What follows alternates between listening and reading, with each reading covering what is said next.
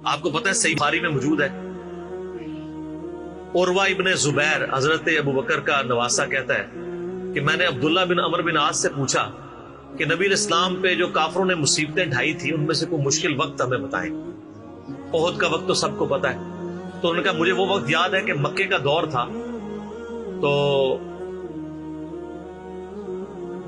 عقبہ ابن ابی معیط جس نے ایک دفعہ نبی الاسلام کے، صحیح بخاری مسلم میں آتا ہے کہ کندھے پہ اوجڑی لا کے اونٹ کی رکھتی تھی، پھر سیدہ فاطمہ آئی انہوں نے ہٹائی، اس نے نبی الاسلام کے گردن میں ایک دفعہ چادر ڈالی، صحیح بخاری میں آتا ہے، اور اتنی زور سے کھینچی گلا دبایا، قریب تھا کہ آپ کی مبارک آنکھیں باہر نکلا، تو اتنے میں سیدنا ابو بکر صدیق وہاں آئے اور انہوں نے اس کو مار کے ہٹایا، اور قرآن کی وہ آیت پڑھی، کیا تم ایک شخص کو صرف اس لیے مار دینا چاہتے ہو کہ وہ کہتا ہے کہ میرا رب اللہ ہے؟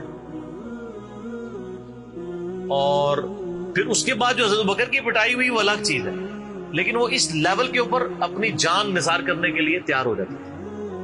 غزوہ احد کے موقع پر صحیح بخاری میں آتا ہے کہ 12 بندے صرف نبی صلی اللہ علیہ وسلم کے ساتھ رہ گئے تھے 700 میں سے، اور ان 12 میں حضرت ابو بکر بھی شامل تھے، حضرت علی بھی تھے، حضرت عمر بھی تھے۔ اس وقت بھی کمٹمنٹ آپ دیکھ لیں، پیچھے نہیں بالکل ہٹے، ہر موقع پہ جہاں پہ قربانی کا موقع آیا پوری کمٹمنٹ کے ساتھ نبی صلی اللہ علیہ وآلہ وسلم کا ساتھ۔ حضرت عمر بن عاص کہتے ہیں بخاری اور مسلم دونوں میں، نبی علیہ السلام نے مجھے ایک لشکر روانہ کیا تو اس لشکر کا امیر بنایا، تو مجھے یہ زوم ہوا کہ میں حضور کا بڑا لاڈلا ہوں، تو میں نے کہا یا رسول اللہ صلی اللہ علیہ وسلم آپ کو لوگوں میں سب سے بڑھ کے محبوب کون ہے؟ تو فرمایا عائشہ سلام اللہ علیہ۔ تو میں نے کہا نہیں یا رسول اللہ میں مردوں میں پوچھ رہا ہوں، تو کہا اس کا باپ ابو بکر۔ پوچھا اس کے بعد، کہا عمر، اور پھر کہتے ہیں میں حضور سے پوچھتا گیا، آپ نام لیتے کہ میرا نام کوئی نہیں لیا، پھر میں خاموش ہو گیا کہیں میں ان بندوں میں شامل ہی نہ ہوں۔ صحیح بخاری میں آتا ہے عبداللہ بن عمر رضی اللہ تعالیٰ عنہ کہتے ہیں کہ ہم نبی علیہ السلام کی موجودگی میں یہ کہا کرتے تھے کہ رسول اللہ صلی اللہ علیہ وآلہ وسلم کے بعد سب سے افضل ابو بکر ہیں، اور پھر عمر ہے، اور پھر عثمان ہے، اور اس کے بعد ہم صحابہ میں تفریق نہیں کیا کرتے تھے کہ کون کس سے اوپر ہے، ان تینوں کے بعد۔ لیکن یہاں پہ میں ایک ٹیکنیکل مسئلہ آپ کو بتا دوں کہ جب کبھی بھی صحابہ میں فضیلت کی بات ہو رہی ہوتی ہے نا، تو وہ ایکسکلوڈنگ اہل بیت ہوتا ہے، کیونکہ صحابہ کرام بھی اہل بیت کو ایک الگ سے آئیڈینٹی تصور کرتے تھے، اور محدثین بھی، ورنہ تو ظاہر ہے کہ صحیح بخاری میں ہے، مسلم میں بھی، کہ فاطمہ میرے جگر کا ٹکڑا ہے، جس نے فاطمہ کو تکلیف دی اس نے مجھے تکلیف دی۔ سیدنا ابو بکر بھی کبھی یہ جرت نہیں کریں گے کہ کہیں کہ میں رسول اللہ کو فاطمہ سے بڑھ کے محبوب ہوں، کبھی بھی نہیں یہ جرت کریں گے۔ اس کے الٹ آپ کو حدیثیں بخاری مسلم میں مل جائیں گی، وہ ٹاپک الگ ہے۔ میں آپ کو ایک شرعی مسئلہ سمجھا رہا ہوں، محدثین کے ہاں، صحابہ کے ہاں جب کبھی بھی صحابہ کی فضیلت کی بات ہو رہی ہوتی ہے تو وہ ادر دین اہل بیت ہوتا ہے، یعنی اگر یہ فضیلت کی بات ہو رہی ہے تو اس میں حضرت فاطمہ، حسن و حسین، حضرت علی شامل نہیں ہے، ان کا مقام وہ ہاں وہ الگ سے ہے، وہ کیٹیگری الگ ہے، وہ اہل بیت کی کیٹیگری میں فال کرتی ہے، اور یہ اہل بیت کی کیٹیگری اتنی اسٹرانگ ہے، آپ حدیث کی کتابوں میں دیکھیں گے کہ صحابہ کرام کے فضائل پہ چیپٹر الگ ہے، اہل بیت پہ الگ ہے، اور امہات المومنین پہ الگ ہے۔ ایون امہات المومنین کو بھی اہل بیت سے الگ سے ذکر کیا جاتا ہے۔ اہل بیت کی ٹرم جو محدثین کے ہاں مانی جاتی ہے، اگرچہ امہات المومنین بھی اہل بیت ہے، لیکن وہ اسپیسیفکلی سیدنا علی، حسن حسین اور سیدہ فاطمہ کی، تو یہ میں آپ کو کیٹیگری بتا رہا ہوں۔ تو بہرحال یہ خود مولا علی علیہ السلام کے بارے میں صحیح بخاری میں آتا ہے، محمد ابن حنفیہ نامی ایک عورت سے حضرت علی کا بیٹا تھا، اس کا نام تھا محمد۔ حضرت فاطمہ کی زندگی میں تو حضرت علی نے دوسری شادی نہیں کی، وہ صحیح بخاری مسلم میں آتا ہے، نبی علیہ السلام نے ان کو منع کیا تھا، یہ ان کی خصوصیت تھی۔ بعد میں انہوں نے کچھ شادیاں کی، اس سے بھی اولاد ہوئی، جس میں حضرت سیدہ حنفیہ نامی ایک عورت تھی، ان سے ایک بیٹا تھا محمد ابن حنفیہ۔ صحیح بخاری میں آتا ہے حضرت ابو بکر کے فضائل کے چیپٹر میں کہ محمد ابن حنفیہ کہتا ہے کہ میں نے اپنے والد علی ابن ابی طالب سے پوچھا، ابا جان بتائیں رسول اللہ کے بعد اس امت میں سب سے افضل کون ہے؟ تو انہوں نے کہا ابو بکر۔ تو میں نے پوچھا اس کے بعد؟ فرمایا عمر۔ اور ان کا میں تیسری دفعہ میں نے سوچا کہ میں اگر پوچھا تو یہ عثمان کا نام لیں گے، تو میں نے کہا اس کے بعد تو آپ کا ہی نمبر ہوگا۔ لیکن وہ تو علی تھے نا، تو انہوں نے کہا کہ میں تو عام مسلمانوں میں سے ایک مسلمان۔ وَمَنْ أَحْسَنُ قَوْلًا مِّمَّنْ دَعَا إِلَى اللَّهِ وَعَمِلَ صَالِحًا وَقَالَ إِنَّنِي مِنَ الْمُسْلِمِينَ۔ اس سے بڑھ کر کس کی بات ہو سکتی ہے جو لوگوں کو اللہ کی طرف بلائے، خود بھی نیک اعمال کرے اور پھر بھی کہ میں عام مسلمانوں سے ایک مسلمان ہوں، میں بھی مسلمان ہی ہوں، بہت بڑا پیر فقیر یا کوئی اپنے آپ کو ایکسٹراڈنری نہ ماننا شروع کر۔ اس حدیث میں بھی سیدنا ابو بکر صدیق رضی اللہ تعالیٰ عنہ کی فضیلت کو خود مولا علی نے بیان کیا۔ پھر بخاری مسلم میں وہ جو حدیث ہے سقیفہ بنی ساعدہ والی جو اختلاف ہوا تھا، اس میں آپ کو پتا ہے سیدنا علی نے بیعت نہیں کی تھی حضرت ابوبکر کی 6 مہینے تک، بخاری مسلم دونوں میں آتا ہے۔ پھر سیدہ فاطمہ بیمار ہو گئی، ان کی تیمارداری کرتے رہے، پھر سیدہ فاطمہ فوت ہو گئی، بخاری مسلم کے الفاظ ہیں۔ حضرت علی نے حضرت فاطمہ کی وفات کے بعد دیکھا کہ لوگوں کا رجحان ان سے کم ہونا شروع ہو گیا۔ جب تک حضرت فاطمہ زندہ تھی تو ظاہر ہے نبی اسلام کا ایک وہ معاملہ تھا، تو پھر انہوں نے حضرت ابوبکر کو پیغام بھیجا کہ آپ میرے گھر آئیں اور اپنے ساتھ کسی کو نہیں لے کے آنا۔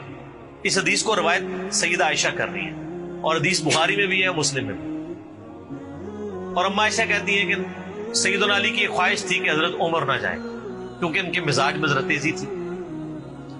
تو حضرت ابوبکر حضرت علی کے گھر جانے لگے تو حضرت عمر نے روک لیا، ان کا آپ کو میں اکیلے نہیں جانے دوں گا۔ ہائے ہائے، ابو بکر تو پھر ابو بکر ہے نا، انہوں نے کہا اللہ کی قسم نبی کے گھر والوں سے ہمیں کوئی شر کی امید نہیں ہے۔ ان کو تھا کہیں بلا کے ایجنسیوں کے ہاتھوں گرفتاری نہ کروا دے۔ آج کے دور میں بات کروں تو حضرت بکر اکیلے گئے۔ سیدنا علی نے حضرت بکر سے کہا کہ اللہ نے جو آپ کو ہم پہ فضیلت دی ہے اس امر خلافت میں، ہمیں آپ سے کوئی حسد نہیں، لیکن نبی الاسلام کی قربت کے ناطے اور آپ کے اہل بیت ہونے کے ناطے ہم یہ سمجھتے ہیں کہ ہمیں اس مشورے میں شامل کرنا چاہیے تھا۔ تو سیدنا ابوبکر نے رونا شروع کر دیا۔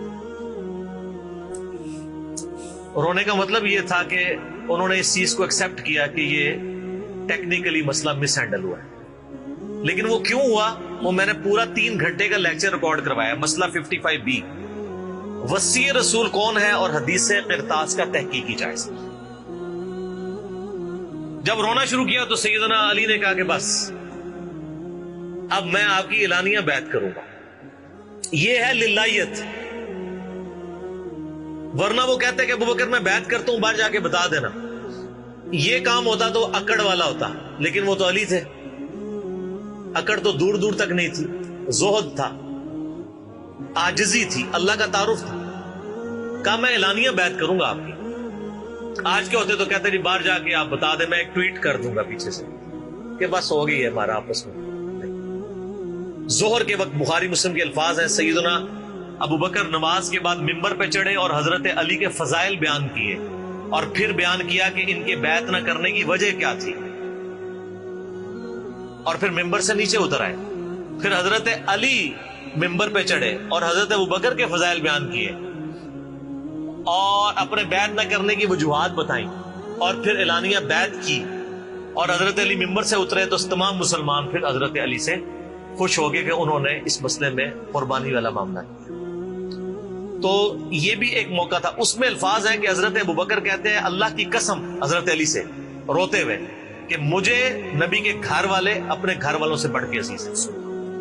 اور آپ کو مزے کی بات بتاؤں، صحیح بخاری میں ایک کرٹیکل حدیث ہے حسن حسین کے چیپٹر کے اندر، امام بخاری نے ڈالی ہے، وہ امہات المومنین کے چیپٹر میں نہیں ہے، حسن حسین والے چیپٹر میں، کہ حضرت ابوبکر کہتے ہیں کہ رسول اللہ کے قرب کو ان کے اہل بیت کے قرب میں تلاش کرو۔ کون کہہ رہے ہیں؟ حضرت ابوبکر۔ اور اہل بیت سے مراد کون؟ سیدنا حسن حسین، کیونکہ امام بخاری نے اس حدیث کو حضرت ابوبکر کے قول کو حضرت حسن حسین والے چیپٹر میں لیا کہ محمد صلی اللہ علیہ وآلہ وسلم کی قربت کو ان کے اہل بیت کی قربت میں تلاش کرو۔ تو سیدنا ابوبکر صدیق رضی اللہ تعالیٰ عنہ کو نبی الاسلام سے نسبت رکھنے والی ہر چیز بڑی بڑھ کر محبوب تھی، چاہے وہ آپ کے اہل بیت ہوں یا آپ صلی اللہ علیہ وآلہ وسلم کی قریبی کو رشتہ دار ہوں، ہر معاملے میں۔ اس لیے آپ دیکھیں نا، کمپرومائز آپ کو کہیں نظر نہیں آتا۔ سر بخاری میں آتا ہے کہ صلح حدیبیہ کے موقع پر حضرت عمر سے بھی تھوڑی سی مس ہینڈلنگ ہو گئی تھی، یا رسول اللہ ہم کیا حق پہ نہیں ہیں، پھر دب کے کیوں صلح کر رہے ہیں؟ حضور نے فرمایا کہ میں اللہ کا پیغمبر ہوں۔ پھر بھی تسلی نہیں، حضرت ابوبکر کے پاس آئے، پھر حضرت ابوبکر نے ڈانٹا کہ عمر وہ اللہ کے پیغمبر ہے۔ اور حضرت عمر کہتے ہیں مجھے پوری زندگی اس چیز کا غم رہے گا کہ میں نے بڑی جرت دکھائی۔ الٹیمیٹلی ثابت ہوا کہ صلح حدیبیہ والا جو معاملہ تھا وہ مسلمانوں کے حق میں شامل ہوا، لیکن حضرت ابوبکر کا آپ ایمان کا لیول دیکھیں کہ وہ سرکمسٹانسز پہ نہیں جاتے تھے، وہ کہتے تھے اللہ کے پیغمبر نے فیصلہ کیا، الٹیمیٹلی اسی میں خیر ہو۔ ان کا ایمان اس لیول کا تھا کہ وہ عقلی دلائل کو بعد میں رکھتے تھے، اور وہاں پہ بھی آپ کو نظر آیا، اور انہوں نے حضرت عمر کو کہا کہ عمر وہ اللہ کے پیغمبر ہیں، جو فیصلہ کر رہے ہیں وہ ٹھیک ہے۔ اسی لیے ہر مسئلے میں آپ کو احتیاط کا پہلو نظر آتا ہے۔ پھر بخاری میں آتا ہے جب مرتدین زکات تھے، حضرت عمر جیسے لوگ بھی کہہ رہے تھے اتنے معاذوں پہ آپ جنگ نہ کھولیں، پہلے کچھ قبائل مرتد ہو گئے ہیں، رومن امپائر چڑھی دوڑی ہے، پرشین امپائر کے ساتھ ہم نے سارے معاملات شروع کیے ہوئے ہیں، اتنے معاذوں پہ ہم کیسے لڑیں گے؟ تو سیدنا ابوبکر نے کیا کہا تھا؟ اللہ کی قسم کو رسول اللہ کے زمانے میں جانور دیتا تھا اور اس کے ساتھ ایک رسی بھی دیتا تھا، اور اب نہیں دے گا نا میں اس کے خلاف بھی قتال کروں گا، اکیلا مجھے کرنا پڑے۔ جس طرح نماز اللہ کا حق ہے، اسی طریقے سے زکات بھی اللہ کا حق ہے۔ جو نماز اور زکات میں فرق کرے گا میں اس کے خلاف قتال کروں گا۔ وہ ریٹ آف دی گورنمنٹ کو چیلنج کر رہا ہے۔ حضرت عمر کے الفاظ ہیں بخاری میں کہ اللہ تعالیٰ نے ابوبکر کا سینہ کھول دیا تھا اس مسئلے میں، اور ابوبکر کی باتیں سن کے ہمارا سینہ بھی کھل گیا، حالانکہ پورے صحابہ ایک طرف کھڑے تھے، ابوبکر ایک طرف کھڑے ہوئے تھے۔ ان کی جو نبی علیہ السلام سے کمٹمنٹ تھی نا وہ ان کو ہٹنے نہیں دیتی تھی۔ صحیح بخاری میں آتا ہے، آپ کو پتہ ہے لشکر اسامہ کے اوپر بڑے بڑے صحابہ نے اعتراض کیا کہ یہ اسامہ تو کل کا بچہ ہے، 15-16 سال کا، اتنے سینئر صحابہ اس کے انڈر لگا دیے ہیں۔ نبی علیہ السلام نے وفات کی وصیت کی تھی کہ لشکر اسامہ بھیجنا ہے، اور رومن امپائر کیونکہ انہی کے باپ شہید ہوئے تھے نا، زید ابن حارثہ غزوہ موتا کے اندر۔ اب جب وفات نبی علیہ السلام کی وفات ہوئی تو پھر لوگوں کو آ کے لوگ مشورے دے رہے ہیں حضرت ابوبکر کو کہ اب تو آپ نے ڈیسیژن کرنا ہے تو اسامہ کو چینج کر دیں۔ ہائے ہائے، انہوں نے کہا میں اسامہ کو جس کو نبی علیہ السلام نے امیر مقرر کیا میں اس کو چینج کروں؟ یہ ہو بھی نہیں سکتا۔ یہ ان کی کمٹمنٹ کا لیول تھا۔ تراویح کی جماعت نہیں شروع کرائی، سر کمٹمنٹ کا لیول دیکھیں۔ بھائی نبی علیہ السلام نے نہیں کرائی، میں نے بھی نہیں کرانی۔ حضرت عمر نے بھی 3 سال نہیں کی، بعد میں کروائی، لیکن اس میں ساتھ ہی انہوں نے، صحیح بخاری میں موجود ہے کہ اس سے افضل یہ ہے کہ جو رات کے آخری پہر میں اٹھ کے کوئی گھر میں نماز پڑھ لے، یہ صرف جواز کیا تک۔ لیکن حضرت ابوبکر کی احتیاط کا لیول آپ دیکھیں، انہوں نے تراویح کی جماعت بھی نہیں شروع کروائی کہ نبی علیہ السلام نے نہیں کروائی، میں کیوں کرواؤں؟ بخاری میں الفاظ ہیں، اما عائشہ کہتی ہیں نبی علیہ السلام نے جب وہ ڈانٹ دیا تھا نا اور کہا تھا گھروں میں نماز پڑھو، تو معاملہ اسی طرح ہی رہا۔ پھر حضرت ابوبکر نے بھی پوری زندگی کسی کو تراویح پہ نہیں ابھارا، سب لوگ اپنی اپنی پڑھتے تھے۔ حضرت عمر کے بھی 3 سال گزرے۔ میں آپ کو یہ بتانا چاہ رہا ہوں کہ حضرت ابوبکر کسی معاملے میں رسول اللہ صلی اللہ علیہ وسلم کو کراس نہیں کرتے تھے۔ میری اپنی زندگی کا نچوڑ ہے، آپ اختلاف بھی کر سکتے ہیں۔ میں نے علمی دلائل کے ساتھ یہ چیز لرن کی ہے کہ خلفائے راشدین میں 2 بندے ایسے ہیں جنہوں نے کسی جگہ ایک رتی برابر بھی رسول اللہ صلی اللہ علیہ وسلم سے ہٹنے کی کوشش نہیں کی ہے۔ ایک حضرت ابوبکر اور دوسرے حضرت علی۔ حضرت عمر اور عثمان کی زندگی میں آپ کو کئی واقعات ایسے ملیں گے کہ انہوں نے اجتہاداً کچھ ایسے کام کیے ہیں جو بعد میں ان کو ریورس کرنے پڑے ہیں، انہوں نے اپنے اجتہاد سے کیے، ان کا معاملہ اللہ کے سپرد۔ لیکن حضرت ابوبکر اور حضرت علی جو تھے، یہ 2 پرسنالٹیز ایسی تھیں کہ ان میں جو سنت کو فالو کرنے کی کمٹمنٹ تھی نا وہ ایسی تھی کہ وہ اپنی عقل کو دوسرے نمبر پہ رکھتے تھے۔ ابو داؤد میں حدیث نہیں، حضرت علی کہتے ہیں اگر عقل پہ جانا ہوتا نا تو میں پاؤں کے نیچے کا مسا رکھتا موزوں پہ، کیونکہ وہ گندا تو وہ ہوتا ہے ایسا، لیکن سنت کہتی ہے اوپر، کہتا ہوں اوپر پہ حج تمتع۔ ایون صحیح بخاری میں آتا ہے جب قرآن جمع کرنے کی باری آئی تو کس نے مخالفت کی؟ حضرت ابوبکر نے۔ میں وہ کام کیوں کروں جو رسول اللہ نے نہیں کیا؟ پھر صحابہ سے ڈیبیٹ ہوئی، الٹیمیٹلی حضرت ابوبکر صدیق قائل ہوئے۔ ان کا پہلا جواب ہمیشہ ہوتا تھا نہ، نبی نے نہیں کیا، نہیں کرنا۔ اب میرے ساتھ بحث کرو، قائل ہوں گا اور دیکھوں گا کیا رسول اللہ صلی اللہ علیہ وسلم کی منشا اس میں شامل تھی تو میں ایگری کروں گا، ادروائز نہیں۔ اسی وجہ سے حج تمتع پہ بھی پابندی نہیں لگائی، حضرت عمر نے لگائی، بعد میں ریورس کرنی پڑی، حضرت عثمان نے بھی لگائی، پھر ریورس کرنی پڑی، صحیح بخاری میں آتا ہے حضرت علی نے مخالفت کی۔ لیکن حضرت ابوبکر کی زندگی میں آپ کو سنت کے ساتھ کمٹمنٹ کا یہ لیول ملے گا، کبھی ان کو کوئی ڈیسیژن ریورس نہیں کرنا پڑا۔ ان کی نبی علیہ السلام کے ساتھ جو عقیدت تھی نا، اور ہر معاملے میں، حتیٰ کہ صحیح بخاری اور مسلم میں آتا ہے، اور نبی علیہ السلام کا کیا ریگارڈ ہے، بخاری مسلم دونوں میں آتا ہے کہ نبی صلی اللہ علیہ وآلہ وسلم نے یعنی بیماری کے دن تھے آپ کے. آپ نے فرمایا کہ ابو بکر کو میری جگہ نماز پڑھائے. تو حضرت عائشہ کہتی ہیں کہ میں نے کہا یا رسول اللہ صلی اللہ علیہ وسلم میرے باپ جو ہے رقیق القلب ہیں, آپ کی جگہ مصلی پہ کھڑے ہوں گے نا تو وہ برداشت نہیں کر سکیں گے کہ یہ دن بھی دیکھنا پڑا کہ اللہ کے نبی مصلی پہ نہیں آئے اور میں ان کی جگہ کھڑا ہوں, تو نماز نہیں پڑھا پائیں گے. تو آپ فرمایا لا, ابو بکر کو کہو کہ نماز پڑھائیں. پھر انہوں نے ریکویسٹ کی, نبی علیہ السلام اتنے غصے میں آئے. بخاری اور مسلم کے الفاظ ہیں, آپ نے فرمایا تم تو یوسف والیاں ہو. ہوئے ہوئے ہوئے, یوسف کو کس نے تنگ کیا تھا؟ زلیخا اور باقی عورتوں نے. کتنی نٹوریس مثال تھی اگر آپ کمپیئر کرنا شروع کریں. بالکل 100% بٹھائیں تو حضرت یوسف کو تنگ کیا نا, اپنی طرف مائل کرنا چاہتی تھی. یہاں پہ وہ والا نیگیٹو پہلو نہیں تھا, لیکن یہاں پہ نبی علیہ السلام نے اپنی بیویوں کو کیا کہا, تم بھی یوسف والیاں ہو. جس طرح ان عورتوں نے یوسف کو اپنی مرضی کے مطابق چلانے کی کوشش کی تھی, تم مجھے اپنی مرضی کے مطابق چلا رہی ہو. ابو بکر کو کہو کہ نماز پڑھے. اتنی کمٹمنٹ. پھر انہوں نے نماز پڑھائی. صحیح بخاری میں آتا ہے, اما عائشہ کہتی ہیں حضور اپنی وفات کے دنوں میں کہتے تھے, عائشہ میرا ارادہ ہے میں تیرے بھائی عبد الرحمن بن ابی بکر اور تیرے باپ ابی قحافہ ان کی یعنی وہ نیت تھی, اس کو بلاؤں اور ان کو میں لکھ دوں. مجھے خطرہ ہے کہ میرے بعد کوئی ڈیمانڈ کرے گا, لیکن اللہ اور میری امت ابو بکر کے علاوہ کسی کے لیے راضی نہیں ہوگی. یہ تو بعد میں پتہ چلا نبی الاسلام اشارتاً کیا بات کر رہے تھے, امر خلافت. اس حدیث کے تحت میں نے 55B مسئلے میں بتایا کہ نبی علیہ السلام اگر اپنی زندگی میں کسی کو خلیفہ نامزد کرتے تو حضرت بکر کو کر کے جاتے, کیونکہ نبی علیہ السلام بادشاہ نہیں تھے, اللہ کے پیغمبر تھے. آپ اپنے خاندان میں کبھی بھی یہ معاملہ نہیں کر سکتے, اور یہ بات صحابہ کرام کو پتہ تھی. لیکن جب اللہ نے آپ کو گارنٹی دی کہ اللہ اور میری امت ابو بکر کے علاوہ کسی پہ راضی نہیں ہوگی, تو پھر نبی علیہ السلام نے اس مسئلے کو ان اٹینڈڈ چھوڑ دیا. بخاری میں ہی آتا ہے, ایک عورت حضور کے پاس آئی اور کہا یا رسول اللہ آپ فوت ہو جائیں اور میں اس کے بعد آؤں اور آپ کو نہ پاؤں, تو فرمایا ابو بکر سے مل لینا میرے بعد. تو اشارے تو کافی آپ نے چھوڑے ہوئے تھے اس حوالے سے. صحیح بخاری مسلم میں حدیث ہے, نبی علیہ السلام ایک باغ میں بیٹھے تھے, ابو موسیٰ اشعری کہتے ہیں دروازے پہ دستک ہوئی, آپ نے فرمایا جو کوئی بھی ہے اسے جنت کی بشارت دے دو. کہا دروازہ کھولا سیدنا ابو بکر. میں نے کہا رسول اللہ صلی اللہ علیہ وسلم نے جنت کی بشارت دی. تو انہوں نے کہا کہ تکبیر بلند کی اور اللہ کا شکر ادا کیا, اللہ اکبر کبیرہ والحمدللہ کثیرہ. نبی علیہ السلام کنویں کی منڈیر پہ بیٹھے ہوئے تھے, آپ نے ابو بکر کو اپنی دائیں جانب بٹھا لیا ٹانگیں لٹکا کے.